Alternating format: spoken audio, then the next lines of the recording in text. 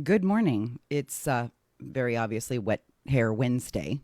I shouldn't say it like that because that makes it sound like I only wash my hair once a week, which I assure you that's not completely true.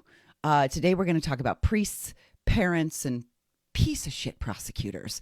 I know I'm a little bit behind. I'm trying to catch up on all the testimony, but God, girls got to work a day job, so that just gets in the way a little bit. But let's first talk about Father Bob. And I apologize because I think in my last video I called him Pastor Bob. He's Father Bob. And that just shows you my aggressively agnostic soul kind of gets things confused sometimes. I didn't mean to disrespect anything. Father Bob is a Catholic priest who pays visits to Lindsay. And I think it's probably like during break times and that kind of thing. Keep in mind, she is currently hospitalized at Tewksbury. And I don't know the area well enough, but I believe that is a bit of a drive. So they have to bring her in, and they have to bring her in a specialized vehicle because she's in a wheelchair. And then once she's there, it's not like she can zip back to the hotel room if she wants to take a little nap. Like she's there and she's there all day. So they have, of course, a holding room for her. And Father Bob has been paying her visits, as is her right. In case you didn't know, there is a clergy penitent privilege for incarcerated defendants and detained people under the First Amendment. It is called the Religious Land Use and Institutional Persons Act, the RLUIPA, which guarantees reasonable opportunities to exercise faith and receive pastoral visits. That's why I called him pastor. I wrote down pastoral visits and then just called him Pastor Bob. Okay. So she is allowed under the First Amendment to have visits from her priest and be able to discuss things with him in private. The prosecutor does not love this because I'm sure they think inside the pages of his Bible, bringing her coded messages from the outside. Anyway, they asked the judge if they could have information about her visitor logs, and not just the visitor logs, not who's just visiting, but they kind of wanted some detail about those visits. The judge said okay about the doctor, give a little bit of information and have a little bit more transparency as to the doctor, but not the priest. And speaking of religion, listen, there's a lot of things you could probably get away with, right? But when you're in Boston, the very last fucking thing you want to do is insult Catholics.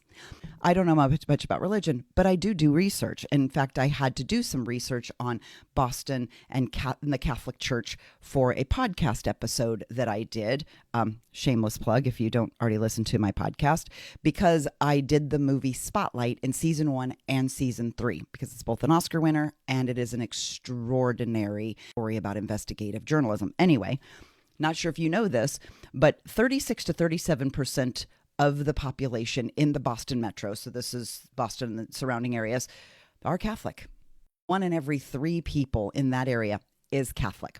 This ties Pittsburgh and New York for the highest proportional concentration of Catholics among major U.S. metro areas.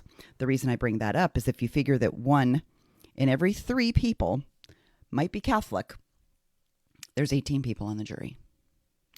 Which makes me wonder why you would ask a mother about Catholicism and murder being a mortal sin. With both Lindsay's mother and Patrick's mother, these prosecutors were doing what they've done with every single person that's taken the stand, even their own witnesses, is they are immeasurably cruel. I sit there and I wonder how 2 people can lack humanity at this level. But they went after her mom, and I think basically said well, you were there and you were texting with her, and kind of like you didn't see anything, you didn't go with her to any of the doctor's visits, kind of insinuating are you sure she wasn't faking it? Because it seems like she would tell you she was bad, and then she'd get better, and then she was bad, and then she'd tell you everything's okay. The moms, neither of these moms are responsible. No other adult is responsible for Lindsay's mental illness. There is a lot of stuff they did, and many people will question should they have done more. But to make them feel like this is all their fault, these women lost their grandchildren. And if you're that fucking cruel that you can't realize that and show a half ounce of sympathy while they're up there, then I don't know what's wrong with you. The reason I think she brought up the Catholicism is not to dig at the mom. I don't think it was to dig at the mom. I think she saw an opportunity. This woman is Catholic. She goes to church every Sunday. She is one of every 3 people in Boston. Her faith is very, very important to her. And of course she would know that murder is a mortal sin, right? Of course she would know that if she's a good Catholic. I think she was reminding the jury, some of them that are probably Catholic, again, make the jury hate her and want to throw her in prison for the rest of her life because now, on top of everything else, she's committed a mortal sin. That's why I think they did it. And I just think they used Sue Clancy as the vehicle. But I think that was a direct shot at the jury to say, if you're Catholic, this woman should burn. Don't you agree with me? That is my opinion. I have no proof that's what they were doing. But that feels to me like such an irrational question at such a strange time.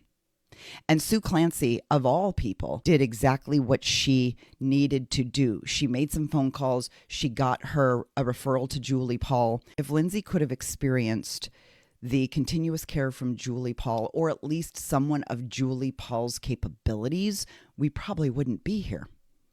I think the DA, who's a complete dick, thought that women being the prosecutors in this case would bode well, right? Like, they're women.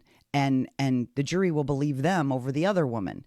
And I think all he's proven is that women in that job, when pressed, and they feel like they've got to impress somebody, can be every bit as fucking cruel and heartless in that job as a man can be. That's all we learned.